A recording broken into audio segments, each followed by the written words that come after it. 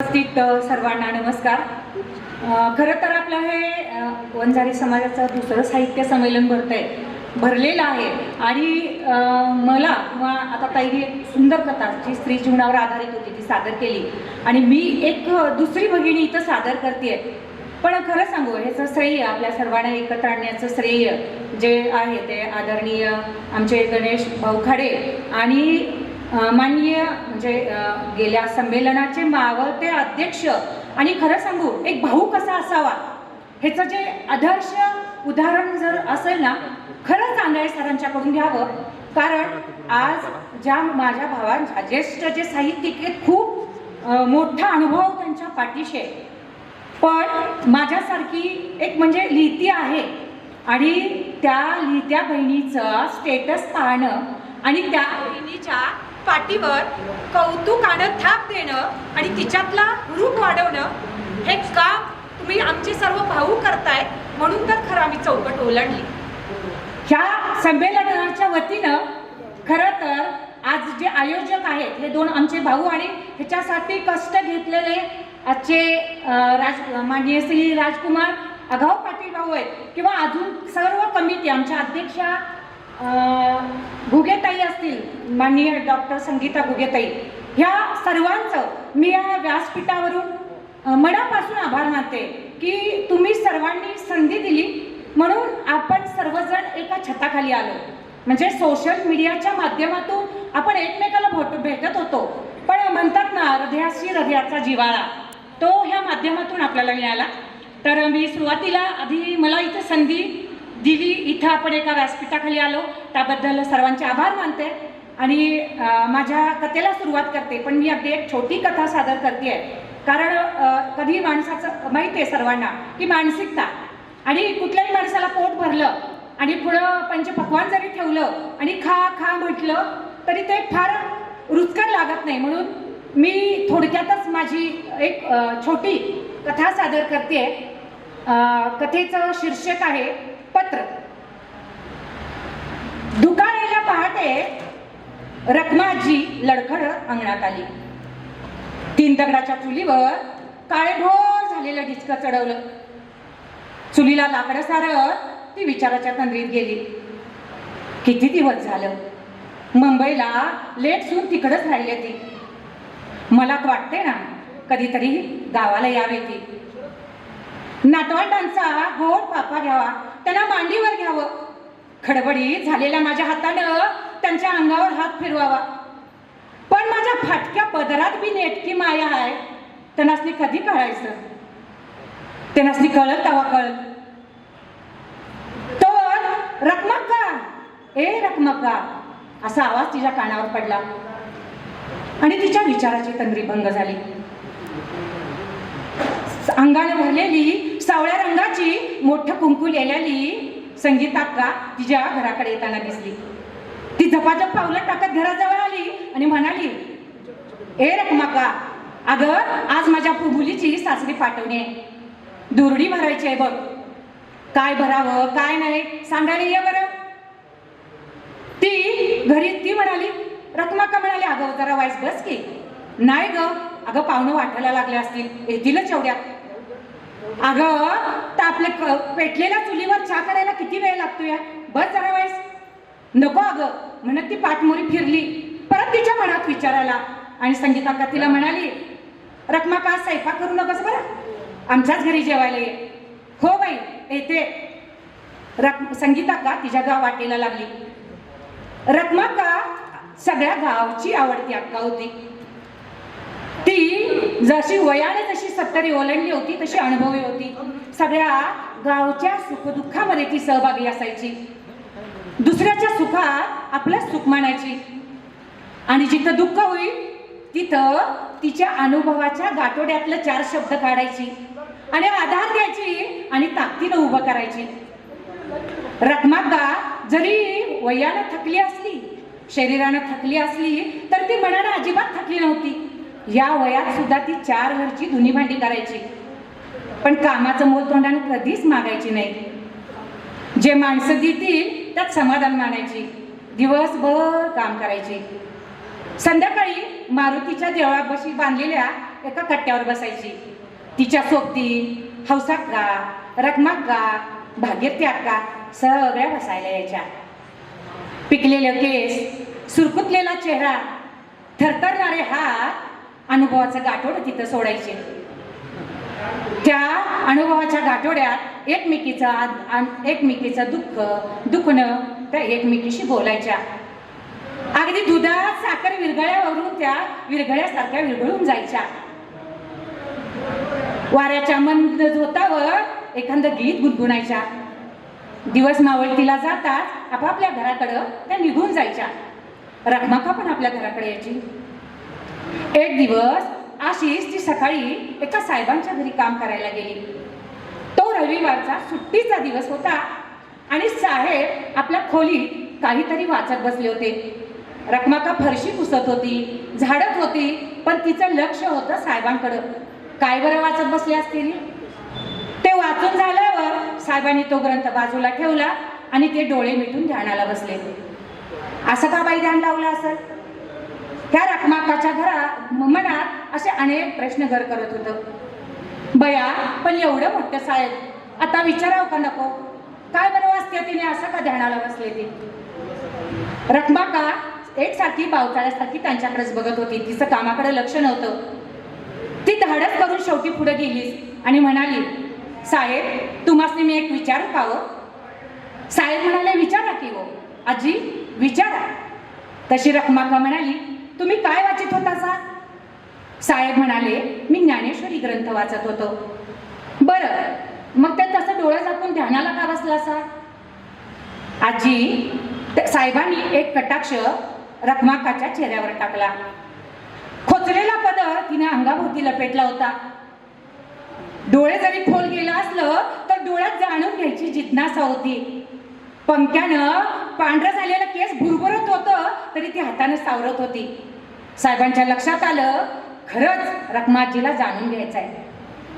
ते म्हणालं, ध्यानाला बसलं की मन एकाग्र होतं. मनातलं राग, द्वेष सगळं निघून जातं. आणि तुम्ही तो ज्ञानेश्वरी ग्रंथ सांगितला, त्यानं काय होतं? अगं आजी, ह्या ज्ञानेश्वरी ग्रंथात तर माणसाच्या आयुष्याचं सार लिहिले ग. माणसाने कसं जगावं, कसं वागावं, अपेक्षाचं ओझं लय ठेवू नये. आणि खरं सांगू आजी, हा ज्ञानेश्वरी ग्रंथ असा आहे ना, मला तुला 4 शब्दात नाही बघ सांगून व्हायचा. ह्याच्यासाठी प्रत्येक माणसानं मानवी जन्माला येऊन एकदा तो ग्रंथ वाचावाच असं मला वाटतं. साहेबांचे हे शब्द ऐकताच रखमाजीच्या डोक्यात एक वेगळाच प्रकाश पडला. तिचं अंतर्मन कुठल्या तरी विचारानं फुलून आलं. साहेब, मला बी वाचायचं आहे. अहो, पण मी अडपड बाय, कशी वाचणार? त्यावर साहेब तिला म्हणालं, का नाही वाचू शकणार तुम्ही? तुम्ही जेव्हा शिकाल तेव्हा नक्कीच वाचाल. अहो, पण मी 70 ओलांडलेली बाय आणि ह्या वयात आता मी वाचायला कशी शिकायची? आणि तुम्हीच सांगा साहेब, ह्या वयात मला शिकवायचे तरी कोण?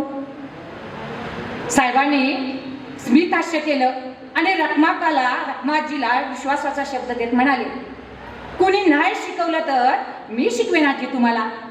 पण माझी एक अट आहे, तुम्हाला त्यासाठी माझ्या घरी लवकर सकाळी यावं लागेल. मी तुमचा अभ्यास घेईन, मी तुम्हाला शिकवेन. आजी म्हणाली, खरंच साहेब, तुम्ही मला शिकवाल? रखमाजीला स्वतःला विश्वास बसत नव्हता. तिला मनातला आनंद झाला, पण एक वाटत होतं, एवढं मोठं साहेब आपल्याला शिकवणार आणि आपण त्यांच्या पुढे बसणार, ह्या विचाराने ती थोडीशी लाजून अवघडल्यासारखी पण झाली होती. पण दुसऱ्या दिवशी ती पहाटे लवकर उठली, घरातलं पटपट काम आवरलं, साहेबांच्या घरी गेली. साहेबांचं शिकवणं आणि रखमाजीचं शिकणं सुरू झालं. आजीला लागणारं लेखनाचं साहित्य, पाटी, पेन्सिल, अंकलपी, वही, सर्व साहित्य साहेबांनी आजीसाठी आणून ठेवलं. आजी पुढं बसायची, साहेब तिला आकार, अक्षरं गिरवायची. आजीला काही शब्द लक्षात राहायचे नाहीत, अक्षरं लक्षात राहत नव्हती. आजी कधी कधी लाजून जायची, जमत का हो मला? नाही आजी, जमत तुम्हाला, शिका. आणि ह्या दोघांचा चाललेला संवाद बघून साहेबांची मंडळी सुद्धा खुश व्हायची.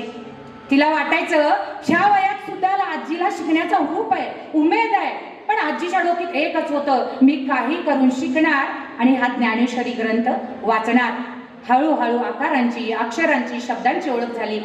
आजी घरात गेल्यानंतर कधी मातीवर अक्षरे गिरवू लागली, तर कधी भाकरी करता करता ती अक्षरं गिरवू लागली. आकाशातल्या चांदण्या सुद्धा तिच्या बरोबर बोलल्यासारख्या तिला वाटू लागल्या. पण हे अभ्यास करताना, शिकताना साहेब आणि आजी मध्ये एक नातं निर्माण झालं होतं. ती दोघं एकमेकांची माय लेकरं झाली होती. साहेबांच्या घरातली लेकरं ही आपलीच आजी म्हणून आजीच्या मांडीवर उड्या मारायची. आजी त्या रखमाजी त्या साहेबांच्या लेकरात आपली नातवंड शोधायची. तिला तीच आपली मुलं वाटायची. आजीला वाटायचं हे एवढं मोठं साहेब डोंगरा एवढं काम पुढे असताना मला शिकवतात, ह्यांचं उपकार मी कुठं बरं फेडायची. आणि आजी एक दिवस जर घरी यायला वेळ झाला तर हे दोघं चिंतत असायचे. साहेबांची पत्नी ही लगेच साहेबांना म्हणायची, गावात आजी आली नसेल, आजारी असेल का कुणाच्या कार्यक्रमाला गेली असेल.